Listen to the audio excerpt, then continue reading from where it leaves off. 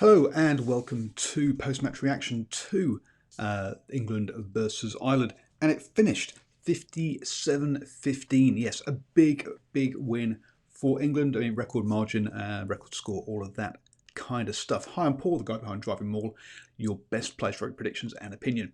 And yes, congratulations to England, really good win. But before we get people getting too carried away, this was not an Irish side firing on all cylinders by any stretch of the imagination. Hi Simon there in the live chat, great to have you. So yes, the whistle blew about 2 or 3 minutes ago, so this is straight after the game. I must admit, I was a bit surprised early on that England chose to kick a goal to get things going. I thought, look, this is a warm-up game. This is where you try things out. This is where you do kick to that corner to see if you can execute those moves when you need them actually in a game situation if you are trailing by, say, 6 points or something. But no, they took 3, and we're treating this, another point where it's made, look, treat this as a real test match, not just as a warm-up, and see if the behaviour is right and can you get the right get players playing in that kind of mode. And from that point of view, yes, it was the right thing to do, and obviously Farrell, with his kicking, isn't going to miss anything like that. Ireland came straight back, stole a ball from a maul that Chris claimed the line out, but then it got ripped off him. It got spun wide. Stockdale, great chip over the top, lucky bounce, and there was an Irish player there to pick it up and put it down. Lamore. 3-7. It's all nice and close. England did come straight, did come back soon afterwards.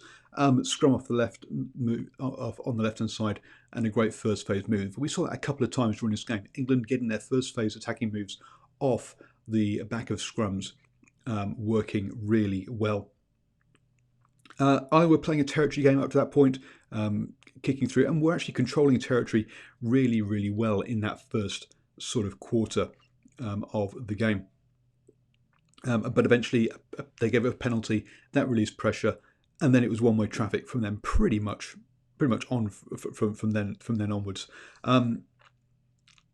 Sorry, they did get a penalty first on 26 minutes. That's right, for England holding on. But then around about the half-hour mark, we saw England really go to work. Now, that's 12 phases. And basically what we had was some rustiness in that first sort of 25 or so minutes.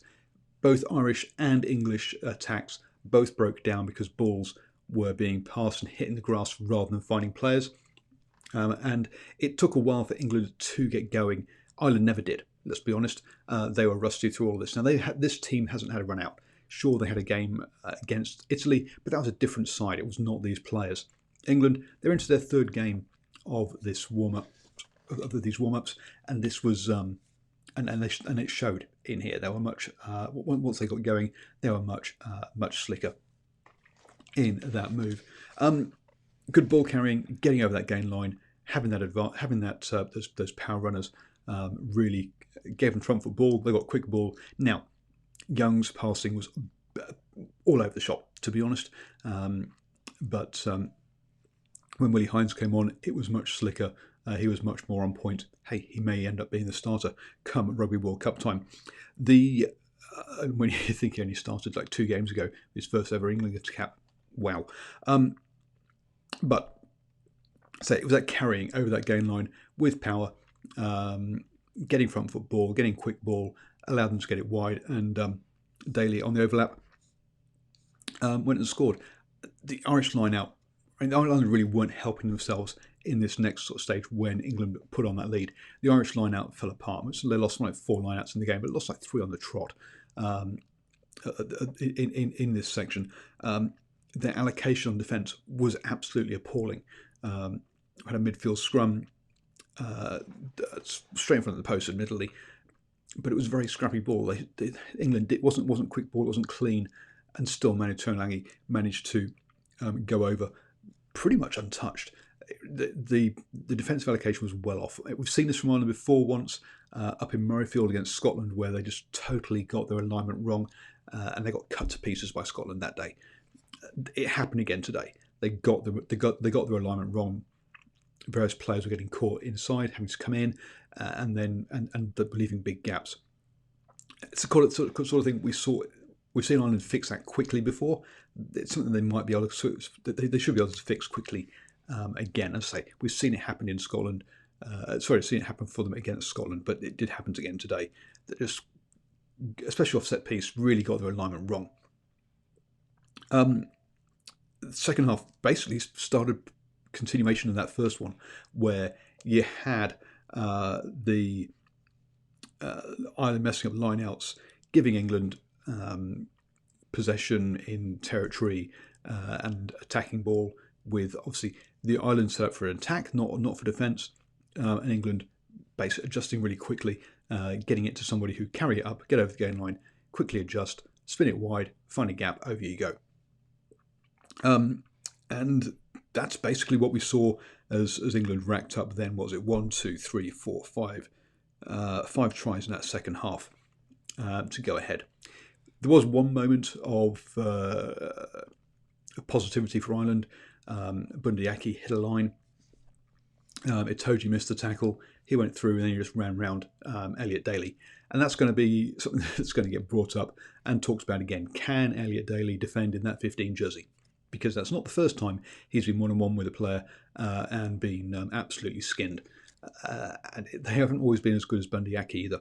So Bundy Aki did that really well.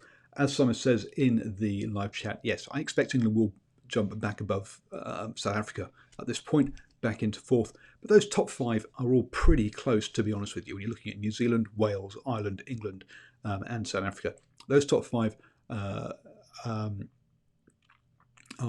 really close. They all can beat each other on their day. Sure, New Zealand will win more than any others, but the other 4 teams can beat each other, can beat New Zealand at the moment, and they are they are very close. So every time one of them wins or one of them loses, you're going to see them shuffle around a little bit.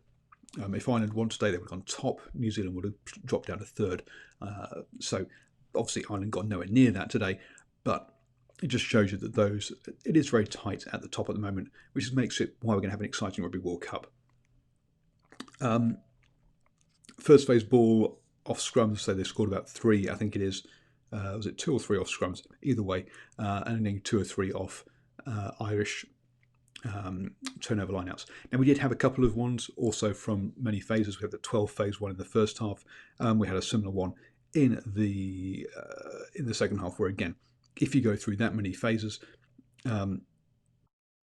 then and you're getting over the gain line, a bit of good offloads, and hey presto, you're going to get a try.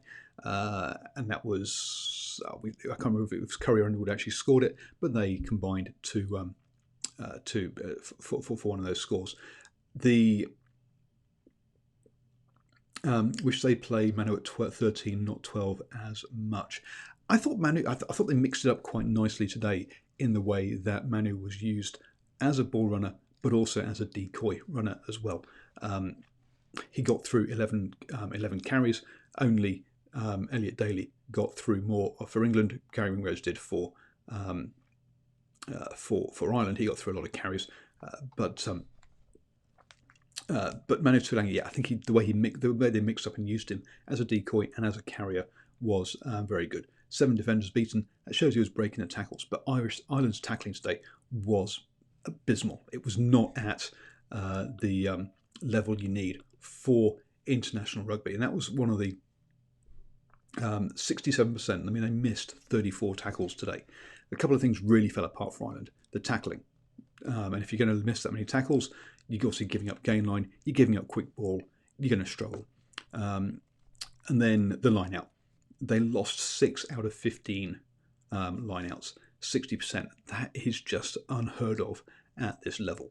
Absolutely appalling was from them. Clearly, they lost a few early on, and then it got into their heads, and they just made mistakes. So that was really poor. Other areas that were not good: turnovers. 19 turnovers in this game. That's not good. It's not appalling. It's not in the same way that those lineouts and those tackles are, but it is definitely well below their standards. 6 and 5 penalties. That was actually very good. It was very clean. The whistle didn't play much of a part in the game today. With Nigel Owens there, I don't think some people are going to say he missed stuff. Well, yep, sure. All referees do, but no, both teams stayed generally on the right side of the law, which was good. One of the things we saw early on that Ryan from the Tribe Sports app was talking with me about on Twitter was that Ireland were just they weren't getting over the gain line with their carries in that first half before the game sort of totally went away from them, but also because they weren't getting over that gain line, they were getting static ball. They were trying to spin it wide too early without sort of earning the right to do so, and that was and we saw that in the stats that basically Ireland were passing it way more than England were. England were playing that direct ball. They earned the right, and then in the second half, that allowed them, once they'd already got that dominance, that allowed them to spin it wide, and so hence England's passing shot through the roof in that second half, and they were much more. A, the confidence was up because they got points on the board, but B, they'd already set into the defenders' minds that hey, we've got these big ball carriers in Billy Vunipola, in Mako came on, but it didn't stay for very long, unfortunately. And that's going to be one of the big concerns is him, and also Murray for Ireland. Two players went off injured who are key to their teams. Hopefully they're both going to be okay for the Rugby World Cup. But there were a number of big carriers. I mean, who else got 3 carries? Actually, I've got the stats here in front of me. I can just quickly look it up. Amongst the forwards for England, Curry 12 carries, Vunipola 12 carries, Cruis and Itoje Sinclair all got through carries, and the power they were carrying with, when you add in Tuolangi, you add in Cokanasiga in that back line, who are also big boys, and yeah, there was the number of options of big ball carriers meant that Ireland players were getting sucked into dummy runners in that second half, which meant he had the space to do those passing out wide. One thing that probably will come up for discussion is going to be Cruis. At the end there's 79 minutes, picked up a yellow card. More clumsy than anything else. Went for a charge down of a kick. Got his timing and everything just totally wrong, and caught the Ireland kicker in the face. And there's definitely going to be. I mean, some of the comments by the commentators were, look, yeah, it was clearly a yellow. Absolutely, should have been a red, possibly, because he did make contact with the head. But was it with force? Not really. Well, the player went down hard, so you could argue it was with force. But he was going for the block, blocking the kick, and just got it totally wrong. We'll have to see whether the Citing Commission decides whether it should have been higher or not. But because obviously nobody wants to have bans going into the Rugby World Cup. But hey, I think he got yellow. I think that's probably right. As I say, reckless, clumsy, yes.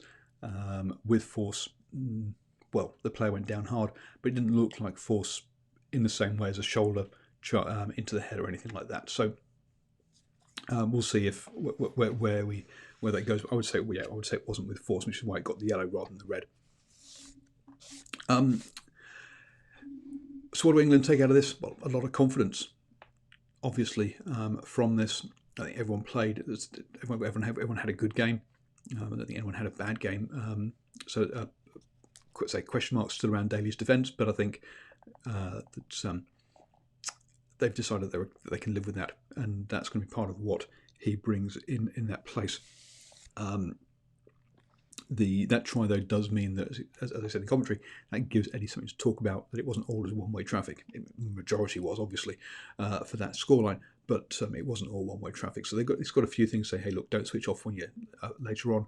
But, yeah, lots of positives for the England side. For Ireland, clearly, that defence, they've got to get the allocation right, and they've got to get their first-up tackling right.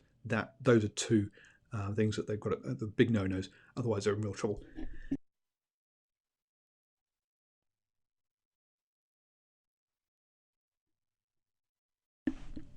Oh, sorry for sneezing there.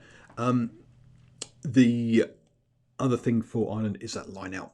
Seriously, get that line has got to function. Devon Toner can come in for that and hope, which would make a big difference, obviously, in that space. But we'll have to see whether that happens. So we'll see if that's if that happens as well. And then also those turnovers, they need to get more physical at on the gain line to give themselves from football, and therefore hold on to the ball much better. As Stacey says in the live chat, we've got Jack Nowell and Slade to come back as well. Yes. Do they get into the side though? Would you really want to play Ford, Farrell, Slade? Probably. Do you really need 3 playmakers? Probably not. You don't need that. So don't necessarily need 3. So do you want Manu there as the heavy carrier? If you replace Cognasiga with Jack Nowell as well as Slade replacing Manu, you take a lot of size out of that back line, a lot of power running out of that back line. Now, don't get me wrong, Jack Nowell is very good in traffic, but he's not somebody who just sort of who bashes up. Is he? Let's be honest. He's someone who weaves, even though he is incredibly strong for his size. But if you're looking for sometimes on back football, you just need a power runner to bash it over. And that was my initial issues with Eddie Jones's sides about 3 or 4 years ago, when he had Ford, Farrell, Joseph, Watson, May, Brown in the back line. There's just, you need to have some sort of weight in there. Who will play next weekend? The final game up in Newcastle. I think the way to use that last game, the same way that I think All Blacks will use a Tonga game, is because England's playing Italy in that game. That's where you get all your fringe players and make sure they've had some game time. So if there is an injury at the Rugby World Cup, they've had some game time, they're ready to play. I think we've got all the main protagonists for England who are currently fit, obviously, are all there in their are ready to play. They don't necessarily need another game before the Rugby World Cup. But your Nowells, your Slades, obviously coming back from injury, they really should. And the Sevens convert, gone blank as to who that is for England. But yeah, those players who are coming back from injury will obviously want to run out. Otherwise, players like Farrell I would wrap up in cotton wool personally and not send out Billy Vanapola. Key players like that, where there aren't some ready-made obvious replacements, I would want to wrap up in cotton wool ahead of the Rugby World Cup. I wouldn't play them in Newcastle against Italy. For Ireland, though, coming up with playing Wales next, they need to play their first choice side because they need to get rid of some rust. Let's be honest, and get themselves up and running. And they need to also get that ready for the Rugby World Cup. And that's basically my summary or my reaction to this England-Ireland game. Yes, a good performance by England, but does this suddenly make them Rugby World Cup favourites? No, it does not. This Ireland side was way off its best. England, when England come across the top 5, or other teams from that top 5, so Wales, Ireland, New Zealand or South Africa, they are not going to get an easy ride like they had today at the Rugby World Cup. Ireland will be much better by then, if and where England were to play them. And those other sides I just talked about also would not allow England the amount of freedom they got, especially in that second half of the game. So, yes, it's good to see things functioning for England, but don't get too carried away with this one result. For Ireland, this looked like the first run out of the season, and that sounds like the right name. I can't say that either. McConaughey is the name that we're talking about from the Sevens convert. This looked like the first run out for Ireland. Now, the problem is coming off the back of a bad Six Nations. But remember, Sexton wasn't playing today, but he was playing in the Six Nation games. And get a couple more games, and Ireland will be a very different beast, is my expectation. But Sexton and Murray are going to be two very important players for them. They just don't have, especially with Carberry down, the depth in that, especially in that number 10 jersey, has really. It's going to be tested if Sexton isn't available. So he is going to be key to them. But otherwise, yeah, I think let's give Ireland 2 more weeks before we actually make any judgment calls on them. Thank you very much for watching. And if you'd like to support the channel, down below, patreon.com/DrivingMaul. I've got a couple of interesting interviews recently. Had a chat to some Pro 14 refs who came over to Mitre 10 Cup. So if you'd like to, so that's available to my supporters on that site. Also had a chat to some rugby commentators and how they get into that job. You might find that interesting as well. I've got hopefully trying to arrange some other videos coming up, such as me taking a HIA. Which would be interesting because, let's be honest, I think a lot of us don't know what a HIA actually involves. So it'd be kind of interesting to see me go through a HIA test by an official medic. So thanks a lot, everybody, and enjoy whatever you're watching this weekend.